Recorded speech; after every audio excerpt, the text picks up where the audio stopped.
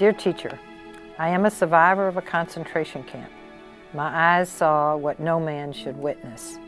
Gas chambers built by learned engineers, children poisoned by educated physicians, infants killed by trained nurses, women and babies shot and burned by high school and college graduates. So I am suspicious of education. My request is, help your students become human.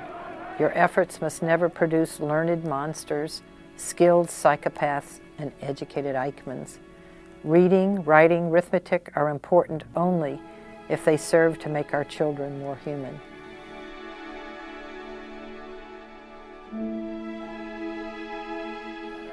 The first time I read this letter, I thought about my education in Memphis.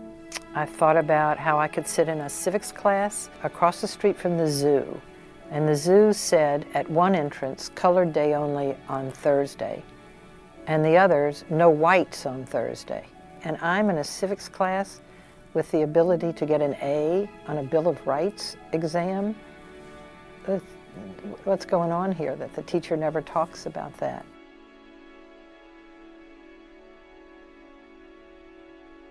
A lot of history has been hidden from us. I'm presuming is because we can't handle it. Facing History provides the tools in order for us to face the history and actually discuss the matters in a proper manner. If you don't know where you've been, you have no clue as to where you're going.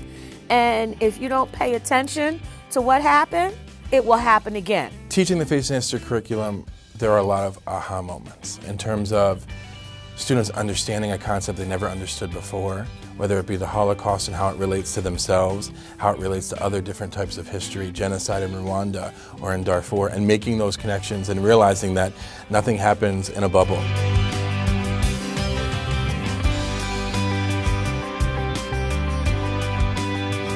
Facing History has definitely given me the tools to be an upstander and not just a bystander. It really showed me the value of being a human being and understanding also the value of being an upstander, and to see how important it is to speak up about any sort of injustice, any sort of hate, any sort of human rights violation. I am empowering my students to recognize that they have the ability and the obligation and the responsibility to take charge of their communities, to hold their politicians responsible, to make sure that they vote in every election.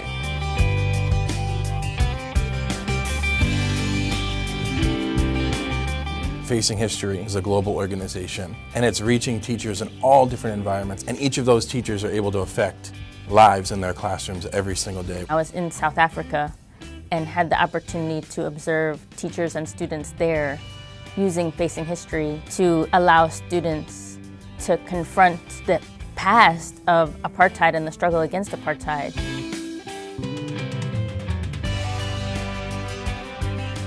The rigor of the material, the rigor of the conversations, in terms of a professional development tool for teachers, I think it's unmatched. The most important thing to me about Facing History is that it isn't a dogma, it isn't a prescription, it isn't about the answers, it's about the questions.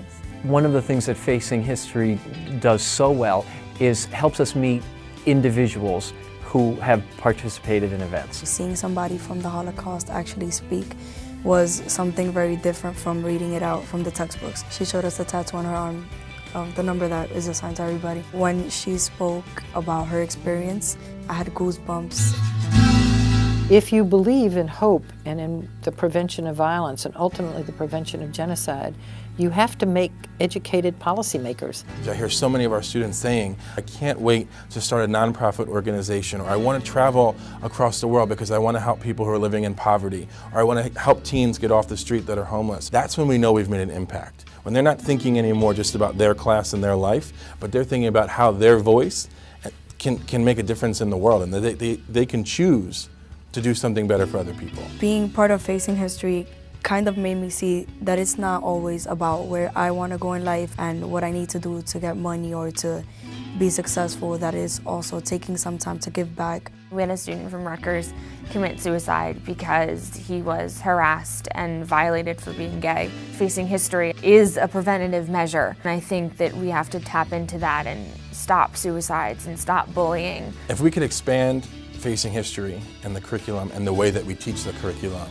to all the schools across New York City, across the country, across the world, it would change the world.